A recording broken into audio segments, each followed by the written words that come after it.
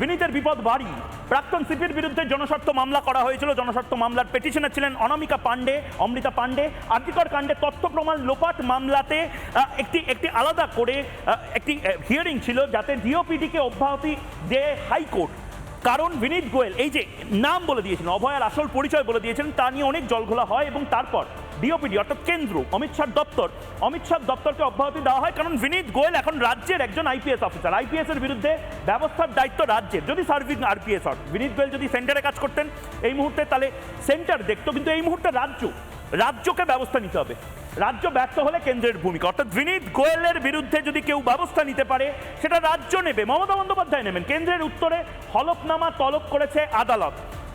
High court একদম বল ঠেলে দিয়েছে মুখ্যমন্ত্রী মমতা বন্দ্যোপাধ্যায়ের কাছে, এবং মমতা বন্দ্যোপাধ্যায় ব্যবস্থা নেবে কি নেবে না। মমতা বন্দ্যোপাধ্যায় প্রোটেক্ট করার জন্য জনপ্রিয়, সন্দীপ ঘোষকে প্রোটেক্ট করেছেন, শেখ শাহজাহানকে প্রোটেক্ট করেছেন, ভাবুন এগুলো সব পুলিশ মন্ত্রী হিসেবে প্রোটেক্ট করেছেন। বিনীত গোয়েলকেও অনেকটা প্রোটেক্ট করার চেষ্টা করেছেন, কিন্তু এগুলো তো পানিশেবল অফেন্স। আপনি এভাবে বলতে পারেন না, একজন রেপ ভিকটিমের নাম এভাবে তার পরিচয় রিভিল করে দিতে পারেন না। মারা যাওয়ার পরেও তাকে মিনিমাম সম্মানটুকু দিন। ভারতে ন্যায় সংহিতা অনুসারে এর যে দফাগুলো এবং বিএনএস রুলটা একবার আমি দেখার চেষ্টা করবো এই মুহূর্তে। বিনীত গোয়েলের কি শাস্তি হতে পারে এবং রাজ্য চাইলেই কি কেস ওপেন হতে পারে। ধর্ষিতার নাম বললে কি শাস্তি, নির্যাতিতার নাম পরিচয় বললেই জেল অবধি হতে পারে। জেলের মেয়াদ হতে পারে 2 বছর পর্যন্ত। যদি প্রমাণিত হন তাহলে 2 বছর অবধি। এই যে আপনারা ফেসবুকে রিলস বানাচ্ছেন আপনাদের ব্যবসায়িক স্বার্থে, অভয়ার নাম যে আপনারা পরিচয় জানিয়ে দিচ্ছেন, জরিমানা হতে পারে, জেল হতে পারে, সাবধান হন আপনারা। এবং উইকিপিডিয়াকেও সাবধান করেছে ভারত সরকার। বিএনএসের 72 নম্বর ধারায় এর উল্লেখ রয়েছে খুব নির্দিষ্টভাবে। এটা একটা পানিশেবল অফেন্স। আমি 3 জনের কাছে যাব, কিন্তু তার আগে একবার দেখে নেব সুপ্রিম কোর্টে, ব্যাকএন্ডে সুপ্রিম কোর্টে এটা নিয়ে কি কথোপকথন চলেছিল। একবার দেখে নেব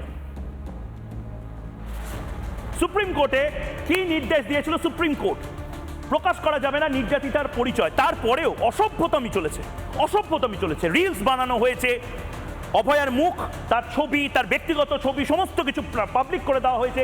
সংবাদ মাধ্যমে প্রকাশ করা যাবে না নাম।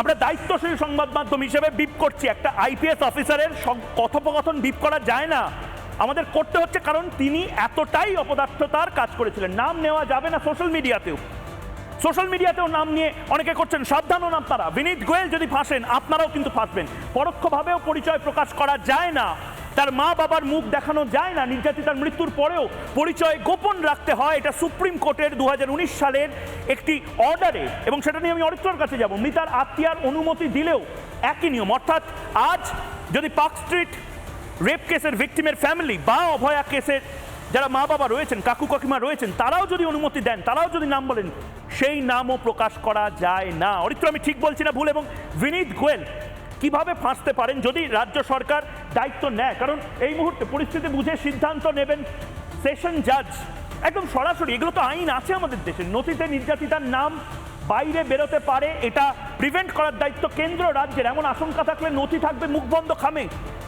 অরিত্র, এই যে তালিকা, এই যে সংস্থানগুলো আইনের, আর বিনীত গোয়েলের একেবারে দায়িত্ব জ্ঞানহীন একটি কাজ, কি বলবে? আপনি শুধু আইপিএস বিনীত গোয়েলের কথা বলছেন, আমি আরও এক ধাপ এগিয়ে রাজ্য সরকারের এমপি রচনা ব্যানার্জির কথাটা আপনাকে মনে করতে বলবো, যেখানে তিনি দীর্ঘদিন বাদে একটি রিল প্রকাশ করে কেঁদে কেটে সেখানেও নির্যাতিতার নাম বলেছিলেন, এবং সেই নিয়েও আজ পর্যন্ত কোনো রকম ব্যবস্থা হয়নি। বিনীত গোয়েল তো তাও একজন সিভিল সার্ভেন্ট, আর রচনা ব্যানার্জি আপনাকে মাথায় রাখতে হবে তিনি কিন্তু ল মেকার, একজন পার্লামেন্টেরিয়ান। কোনো ব্যবস্থা, কোনো ডিসিপ্লিনারি অ্যাকশন, একটা শোকজ পর্যন্ত দল থেকে।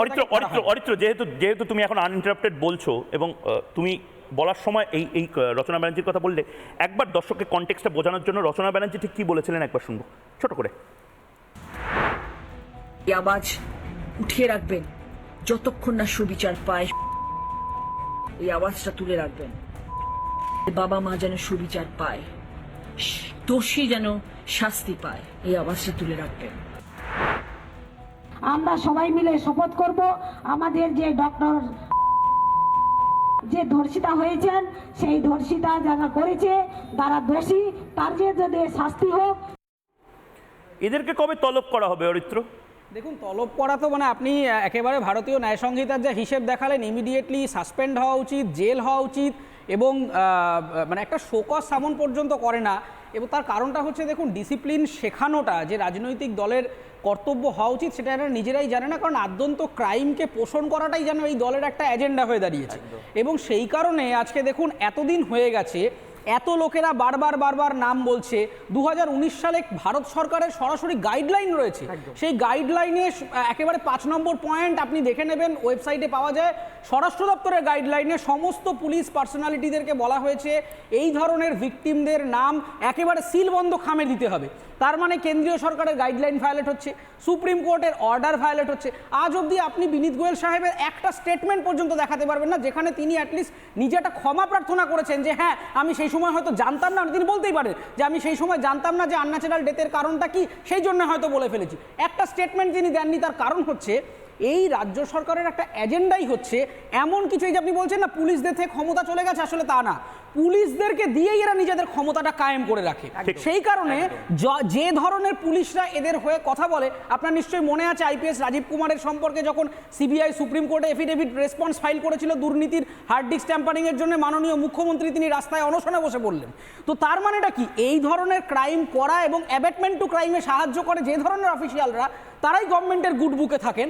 এবং যখন তারা বিপদে পড়ে তখন দেখুন পুলিশের ওপরে কিভাবে কোর্টে বলটা ঠেলে দিচ্ছে, এ জানে না, ও পারে না, ইত্যাদি করে না। তার কারণটা হচ্ছে মমতা বন্দ্যোপাধ্যায় খুব তীক্ষ্ণ মেধার রাজনীতিবিদ।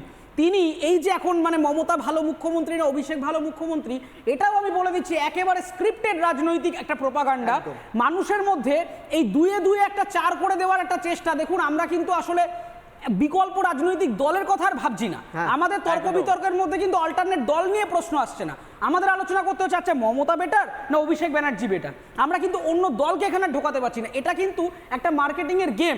যে কোনো বড় কোম্পানিতে আপনি দেখবেন যে একটা কোম্পানি নিজেদের মধ্যে একটা সাব অল্টারনেট ক্রিয়েট করে নিজেদের মধ্যে ঝামেলা পাকিয়ে দেয়, দিয়ে বাজারটাকে মনোপলাইজ করার চেষ্টা করে। এবং আমি বলবো এই ছবিগুলোর জায়গায় বিনীত গোয়েল, এখন স্পটলাইটে বিনীত গোয়েল এবং অভয়া, তাদের ছবিগুলো বেশি করে রাখতে। এবং ঝন্টু বড়াইক এবং অঙ্কনের কাছে যাব, নিপুণ সাক্সেনা ভার্সেস কেন্দ্রীয় সরকারের সেন্ট্রাল গভর্নমেন্টের যে মামলাটি, যেখান থেকে অরিত্র যেটা রেফার করছিল, এবং ঝন্টু বড়াইক এবং অঙ্কনও অবশ্যই বলবে কেন বলছি এটা ভালো করে বুঝুন। অনেকেই আমাকে জিজ্ঞেস করেছেন, অনেক বাচ্চা সাংবাদিকতার ছাত্রছাত্রী তারাও জিজ্ঞেস করেছে যে দাদা তোমরা মুখটা দেখাও না কেন। যদি আমার খারাপ লেগেছে, আমার মাথা নিচু হয়ে গেছে যে একটি মেয়ে জিজ্ঞেস করছে আমাকে, দাদা আমি রেপ হচ্ছি এবং তারপরে আমার নামটি প্রকাশ করা যাচ্ছে না। আমি তাদেরকে খুব সহজভাবে বোঝানোর চেষ্টা করেছি, কিন্তু আজ আমি আবার বোঝাচ্ছি।